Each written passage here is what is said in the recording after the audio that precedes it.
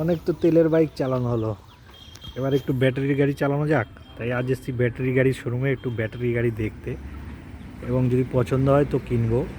কিনছি আমার বন্ধুর জন্য, দেখা যাক।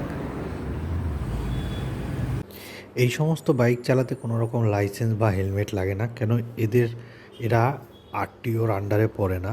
এর স্পিড খুবই কম, 40-এর নিচে, 40-এর নিচেই থাকে, 40 ছোঁয় না। এই যে বাইকটা দেখছো, এই বাইকটা হচ্ছে ইলেকট্রিক বাইক, এবং এটার জন্য আরটিওর পারমিশন লাগবে, মানে আরটিওর এটার নাম্বার প্লেটও হবে এবং এটি চালাতে লাইসেন্স লাগবে। কেন এর স্পিড মোটামুটি ওই 80-70-এর উপরে উঠে যাচ্ছে। যেগুলো সাধারণত 40-এর উপর স্পিড উঠে যাচ্ছে সেগুলোর আরটিওর আন্ডারে পড়ে যায়, এবং সেগুলোকে লাইসেন্স এবং হেলমেট পরে চালাতে হবে, নালে পুলিশ ধরলে চালান বা ফাইন দিতে লাগবে। অবশেষে অনেকগুলো শোরুম ঘোরার পর আমরা এই স্কুটিটা সিলেক্ট করলাম। এবং ব্যাটারি স্কুটির সম্বন্ধে যদি আরও তোমরা ডিটেলস জানতে চাও বা ডিটেলস ভিডিও দেখতে চাও তো কমেন্ট করো, তাহলে আমি একটি এই ইলেকট্রিক স্কুটির সম্বন্ধে ডিটেলস ভিডিও বানিয়ে দেবো।